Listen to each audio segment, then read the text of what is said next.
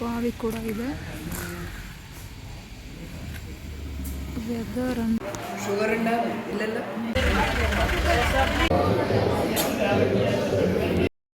Hi all, ಎಲ್ಲರೂ ಹೇಗಿದ್ದೀರಾ? So ಚೆನ್ನಾಗಿದ್ದೀರಾ ಅಂತ ಅನ್ಕೊತೀನಿ. ಸೊ ಪಾರ್ಟ್ 1 ವೀಡಿಯೋದಲ್ಲಿ ಹೇಳಿರೋ ರೀತಿಯಲ್ಲೇ ಕೊಟ್ಟಿಯೂರು ದೇವಸ್ಥಾನ ಮುಗಿಸಿ ನಾವು ನಮ್ಮ ಮನೆಯವ್ರ ಫ್ರೆಂಡ್ ಮನೆಗೆ ಹೋಗ್ಬಿಟ್ಟು ಸ್ಟೇ ಮಾಡಿ ಅಲ್ಲಿಂದ ನೆಕ್ಸ್ಟ್ ನಾವು ಡೈರೆಕ್ಟಾಗಿ ಮುತ್ತಪ್ಪ ಟೆಂಪಲ್ಗೆ ಮತ್ತು ಮಡೈಕಾವುಗೆ ಹೋದ್ವಿ.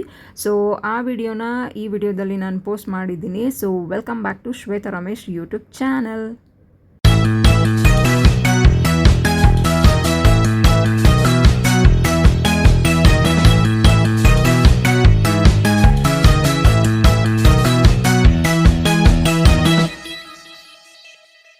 ನಾವು ಅವ್ರ ಮನೆಗೆ ರೀಚ್ ಆಗೋ ಅಷ್ಟರಲ್ಲಿ ಆಲ್ಮೋಸ್ಟ್ ಒಂದು ಮಧ್ಯಾಹ್ನದಂಗೆ ಆಗಿತ್ತು. ಸೊ ಅಲ್ಲಿಂದ ಹೋಗಿದ ತಕ್ಷಣವೇ ಒಂದು ಸ್ವಲ್ಪ ಹೊತ್ತು ರೆಸ್ಟ್ ಮಾಡಿ ಮತ್ತು ಅವ್ರ ಮನೆಯಲ್ಲೇ ಊಟ ಮಾಡಿಬಿಟ್ಟು ಸೊ ಅಪ್ರಾಕ್ಸ್ ಒಂದು ಮಧ್ಯಾಹ್ನದ ಮೇಲೆ ಹೊರಟ್ವಿ ಅಲ್ಲಿ ದೇವಸ್ಥಾನಕ್ಕೆ, ಮುತ್ತಪ್ಪ ಟೆಂಪಲ್ಗೆ. ಸೊ ಇಲ್ಲಿ ನೋಡ್ತಾ ಇದ್ದೀರಾ, ಕೇರಳ ನ್ಯೂಸ್ ಪೇಪರ್, ಯಾವ ಪೇಪರಲ್ಲಿ ನೋಡಿದ್ರು ಬರೀ ಕೊಟ್ಟಿಯೂರು ಸುದ್ದಿನೇ. ಸೊ ಅಲ್ಲಿಂದ ಮುಗಿಸ್ಬಿಟ್ಟು ನಾವು ಡೈರೆಕ್ಟಾಗಿ ಫಸ್ಟು ಮುತ್ತಪ್ಪ ಟೆಂಪಲ್ಗೆ ಹೋಗಿದ್ವಿ. ಸೊ ಇದು ದೇವಸ್ಥಾನ ಅಂತೂ ತುಂಬ ಚೆನ್ನಾಗಿದೆ, ಬಟ್ ಇದ್ರದ್ದು ಲೈಕ್ ಹೋಗೋದಿದೆ ಅಲ್ಲ, ಅದು ಒಳಗಡೆ ದೇವಸ್ಥಾನದ ಒಳಗಡೆ ಹೋಗೋ ರೀತಿ ತುಂಬ ಚೆನ್ನಾಗಿದೆ.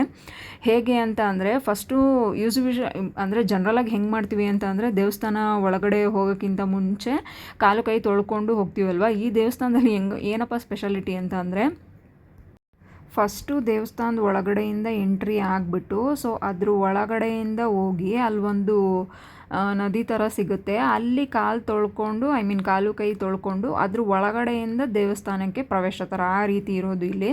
ಸೊ ನೀವು ನೋಡ್ತಾ ಇದ್ದೀರಲ್ಲ, ಸೊ ಜನ ಅಂತೂ ಇಲ್ಲೂ ಸಿಕ್ಕಾಪಟ್ಟೆ ಫುಲ್ ರಶ್ಶು ಅಂತ ಅಂದರೆ ರಶ್ ಇದ್ರು. ಬಟ್ ಇಲ್ಲಿ ಒಂದು ತುಂಬ ಇಷ್ಟ ಆಗಿದ್ದು ಏನಪ್ಪ ಅಂತ ಅಂದರೆ, ಬಳೆಗಳದ್ದು ವೆರೈಟೀಸ್ ಆಫ್ ಬಳೆ ಇಟ್ಟಿದ್ರು ಮಾತ್ರ. ಅದು ನೋಡೋದಕ್ಕೇ ನಿಜ ಎರಡು ಕಣ್ಣು ಸಾಲಿಲ್ಲ ಮಾತ್ರ. ತುಂಬ ಚೆನ್ನಾಗಿತ್ತು ಮತ್ತು ಯುನೀಕಾಗಿ ರೆಪ್ರೆಸೆಂಟ್ ಮಾಡಿದರು ಅಲ್ಲಿ. ಸೊ ಇವಾಗ ನೀವು ನೋಡ್ತಾ ಇದ್ದೀರಲ್ಲ, ಇದು ಎಂಟ್ರೆನ್ಸ್ ಮುತ್ತಪ್ಪ ಟೆಂಪಲ್ದು. ಸೊ ಈ ದೇವಸ್ಥಾನದಲ್ಲಿ ಇನ್ನೊಂದು ಸ್ಪೆಷಾಲಿಟಿ ಏನಪ್ಪ ಅಂತ ಅಂದರೆ, ಇಲ್ಲಿ ನಾಯಿಗೆ ಪೂಜೆ ಮಾಡ್ತಾರೆ. ಅದ್ರ ಜೊತೆಗೆ ಇಲ್ಲಿ ಪ್ರಸಾದ ಏನು ಕೊಡ್ತಾರೆ ಅಂತ ಅಂದರೆ, ನಾವು ಅಳಸುಂಡಿ ಕಾಳು ಅಂತ ಹೇಳ್ತೀವಲ್ಲ, ಸೊ ಆ ಕಾಳ್ದು ಪ್ರಸಾದ ಮತ್ತು ಅದ್ರ ಜೊತೆಗೆ ತೆಂಗಿನಕಾಯಿ ಪ್ರಸಾದವಾಗಿ ಈ ದೇವಸ್ಥಾನದಲ್ಲಿ ಕೊಡೋದು.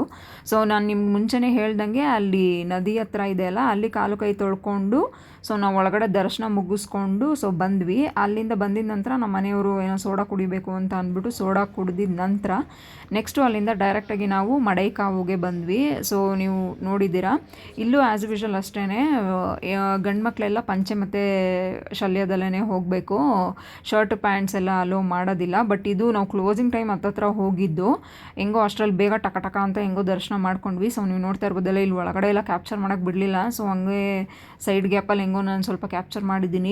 ಮತ್ತು ಈ ದೇವಸ್ಥಾನದಲ್ಲಿ ಇನ್ನೊಂದು ಸ್ಪೆಷಾಲಿಟಿ ಏನಪ್ಪ ಅಂತಂದರೆ, ದೃಷ್ಟಿ ದೋಷ ಇರುತ್ತಲ್ಲ, ಅದನ್ನು ನಿವಾರಣೆ ಮಾಡ್ಬೋದು. ಬಟ್ ಇಲ್ಲಿ ಪ್ರಸಾದವಾಗಿ ನಮಗೆ ಚಿಕನನ್ನು ಕೊಡ್ತಾರೆ. ಸೊ ಅಲ್ಲಿಂದ ಮುಗಿಸ್ಕೊಂಡು ನಾವು ಮನೆಗೆ ಬಂದ್ವಿ. ಗುಡ್ ಮಾರ್ನಿಂಗ್ ಗಾಯ್ಸ್, ಇದು ಅಂದರೆ ಸಂಡೇ ಮಾರ್ನಿಂಗ್ ವ್ಲಾಗ್ ಆಗಿರುತ್ತೆ. ಸೊ ಬೆಳಗ್ಗೆನೇ ಎದ್ದು ಫ್ರೆಶ್ ಅಪ್ ಎಲ್ಲ ಆಗಿಬಿಟ್ಟು ಬೆಳಗ್ಗೆ ಫುಲ್ ಮಳೆ ಬಂದಿತ್ತು. ಬಟ್ ನೋಡಿ, ಇವಾಗ ಆಲ್ರೆಡಿ ಹಾಫ್ ಆನ್ ಅವರ್ ಆಗಿದ ತಕ್ಷಣವೇ ಆಲ್ರೆಡಿ ಬಿಸಿಲು ಬಂದ್ಬಿಟ್ಟಿದೆ. ಇಲ್ಲೊಂದು ಬಾವಿ ಕೂಡ ಇದೆ. ವೆದರ್ ಅಂತೂ ಸಖತ್ತಾಗಿದೆ, ಫುಲ್ಲು ಸ್ಪೇಷಿಯಸ್ ಆಗಿದೆ. ಇದು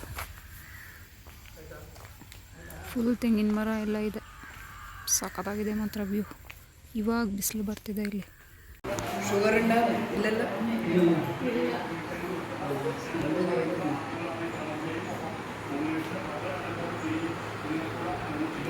ಸೊ ಅಲ್ಲಿ ಬ್ರೇಕ್ಫಾಸ್ಟ್ ಮಾಡಿಕೊಂಡು ಸರಿ ಅಂತ ಅಂದ್ಬಿಟ್ಟು ಅವರೆಲ್ಲರಿಗೂ ಬಾಯ್ ಮತ್ತು ಥ್ಯಾಂಕ್ ಯು ಅಂತ ಹೇಳಿಬಿಟ್ಟು ಸೊ ನಾವು ಡೈರೆಕ್ಟಾಗಿ ಹೊರಟ್ವಿ. ಸೊ ಬರ್ಬೇಕಾದ್ರೆ ವಿರಾಜಪೇಟೆ ರೂಟಲ್ಲಿ ಬಂದಿದ್ವಿ. ಸೊ ಹೋಗ್ಬೇಕಾದ್ರೆ ನಾಗರಹೊಳೆ ಫಾರೆಸ್ಟ್ ರೂಟಲ್ಲಿ ಹೋಗೋಣ ಅಂದ್ಬಿಟ್ಟು ಹೋದ್ವಿ. ಬಟ್ ನಮ್ಮ ಲಕ್ಕಿಗೆ ಏನಪ್ಪ ಅಂತ ಅಂದರೆ, ನಮಗೆ ಅಲ್ಲೇ ಜಿಂಕೆ ಮತ್ತು ಲೈಕ್ ನವಿಲು ಇದನ್ನೆಲ್ಲ ಸ್ವಲ್ಪ ನೋಡೋ ಅಂಥ ಲಕ್ಕಿತ್ತು. ಸೊ ಹಾಗಾಗಿ ಅಲ್ಲಿಂದ ನೋಡಿಕೊಂಡು ಹಾಗೆ ಮುಂದೆ ಪಾಸ್ ಆದ್ವಿ. ಸೊ ಇದು ಎಕ್ಸಿಟ್ಟು, ಅದು ಆವಾಗಲೇ ತೋರಿಸಿದ್ದು ಎಂಟ್ರಿ, ಇದು ಎಕ್ಸಿಟ್ ಗೇಟು.